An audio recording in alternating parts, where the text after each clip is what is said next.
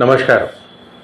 बहुत लोगों का मानना है कि पुलिस, शराब, सट्टा ये सब पर्यायवाची शब्द हैं। ये सिनोनिम्स हैं हमारी कानून व्यवस्था के। मतलब जहाँ शराब सट्टा चल रहा है वहाँ पुलिस का कोई ना कोई रोल रहता है, अच्छा हो या बुरा हो। अब इसे सीबीआई साबित कर रही है छत्तीसगढ़ में। कैसे साबित कर रही है? 4 आईपीएस ऑफिसर, 2 स्टेट सर्विस के ऑफिसर और बहुत सारे जो सत्ता के नज़दीकी ऑफिसर थे उनके यहाँ रेड मार के। और ये किस संबंध में हो रही रेड? ये रेड हो रही है महादेव सट्टा के संबंध में। अब ये महादेव सट्टा जो है 2021 से चल रहा है, आगे 25 आगे 4 साल से चल रहा है। कोई बोलता है 4,000 करोड़ का है, कोई बोलता है 6,000 करोड़ का है। अब जरूर इसमें कोई गहरा संबंध है, पैसों का बहुत बड़ा लेन देन है। बात सिर्फ छत्तीसगढ़ तक सीमित नहीं है, ये भी मैं आपको बता रहा हूँ। ये कोई भी अखबार या कोई भी चैनल आपको नहीं बता रहा है।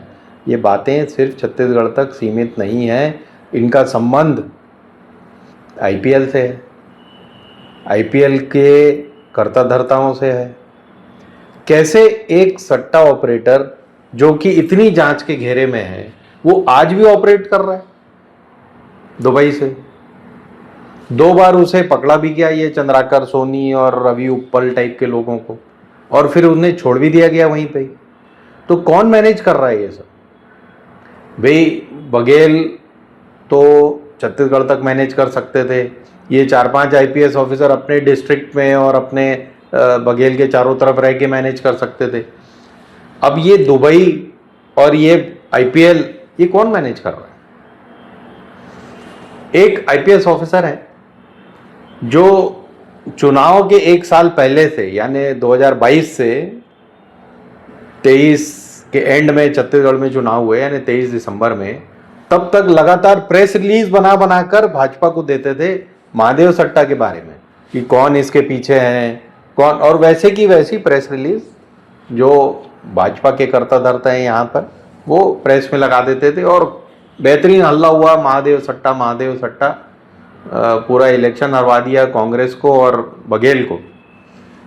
उसके पहले शराब और कोयला और ये सब का जो चर्चा थी उसमें बघेल कहीं सीधे नहीं पकड़ में आ रहे थे।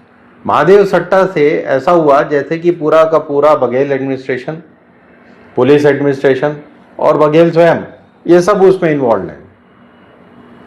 अब चुनाव हुए करीब 1.5 साल हो चुका है।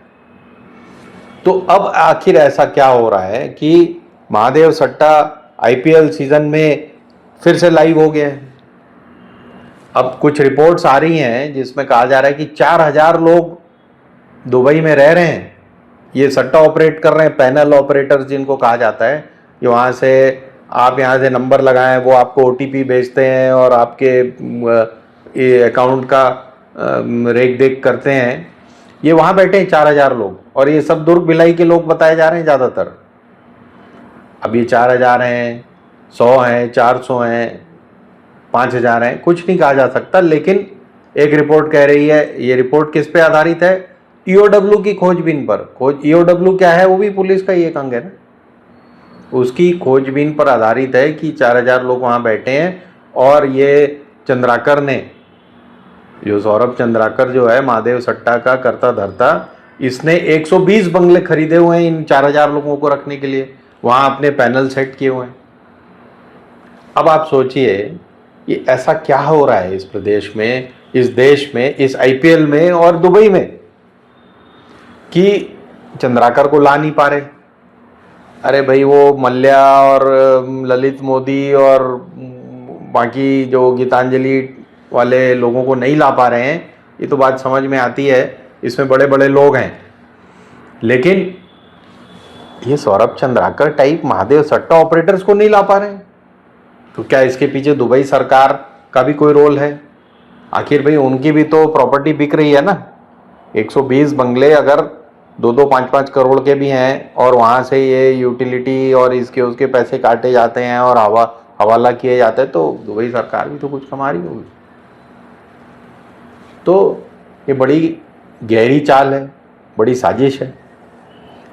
इसे पुलिस चाहती तो बड़े आराम से इसको काबू किया जा सकता था। पुलिस से मेरा मतलब है कि केंद्र सरकार यानी गृह मंत्रालय और ये ईओडब्ल्यू, सीबीआई, डीबीआई जितने भी लोग हैं, ये अगर चाहते तो आप सोचिए, आप तो और मैं पुलिस में नहीं है, लेकिन इतना हम समझते हैं कि हम भी ये महादेव सट्टा ऐप ज्वाइन कर लें, कोई ना कोई हम इसको खेलना शुरू कर दें, तो हमें भी तो धीरे 4 साल में तो समझ में आ जाता है ये ऑपरेट कैसे होता है, कहाँ से होता है, कौन है इसके पीछे। भाई एक डिकॉय अपना, ये 4000 लोग वहाँ ऑपरेट कर रहे हैं, तो 2-5 डिकॉय अपने वहाँ जाके इनके साथ नहीं रह सकते थे? सीबीआई के लोग वहाँ जाके ये प्लेयर बन के और ऑपरेटर बन के वहाँ से सारी जानकारियाँ इकट्ठे कर लेते। 4 साल में क्या नहीं हो पाता? अच्छा, यहाँ 1-2 लोगों को पकड़ा था, उनसे भी ऐनी पौनी जानकारी ली और उसको अभी चार्जशीट में पेश करते रहते हैं। अच्छा, मजे की बात क्या है, जैसा मैंने कहा ना कि ये पर्यायवाची शब्द है। ईओडब्ल्यू ने चार्जशीट पेश की सीबीआई कोर्ट में और स्पेशल कोर्ट में, उसमें कहीं भी कोई भी आईपीएस ऑफिसर का नाम नहीं है, कोई भी एसपीएस ऑफिसर का नाम नहीं, जिनके यहाँ आज रेड हो रही है। छोटे मोटे सब इंस्पेक्टर और उनको पूरी जिम्मेदारी दे दी गई है। 6000 करोड़ का काम हो रहा है, एक सब इंस्पेक्टर कर लेगा है, और 2-4 कांस्टेबल मिलके कर लेंगे वहाँ के भिलाई दुर्ग के। दिमाग लगाइए, थोड़ा आगे सोचिए। ये जो हमारे को दिख रहा है कि भाई एक सीएम के यहाँ हर हफ्ते कोई ना कोई केंद्रीय एजेंसी आके चापा छुपा मार देती है और उसके बाद कांग्रेस कहती है कि भाई ये तो पॉलिटिकल गेम चल रहा है और हमें दबाने की कोशिश की जा रही। ये पुलिस वालों को क्या किया जा रहा है? क्या ये भी कोई तो कांग्रेसी है क्या ये, कि कांग्रेसी गेम में शामिल है? ये तो जिसकी सरकार आती है उसके हो जाते हैं। तो ये बड़ा गेम है। अब आखिरी बात जो समझने की है वो ये है कि ये बघेल क्या चीज है। मतलब मुख्यमंत्री बन गया आदमी, 5 साल तक मुख्यमंत्री रहा, राजनीति छोड़ के किस किस चीज में इन्वॉल्व है? कोयला, शराब, सट्टा, इन चीजों में नाम आ रहा है महानुभाव का, और वो जनरल सेक्रेटरी बन गए हैं, पंजाब के इंचार्ज हैं आज। कितनी खुशी की बात है हमारे प्रदेश के लिए। इस बारे में भी आगे विचार करिए, कांग्रेस कुछ भी कहे। धन्यवाद। हिंदुस्तान जिंदाबाद।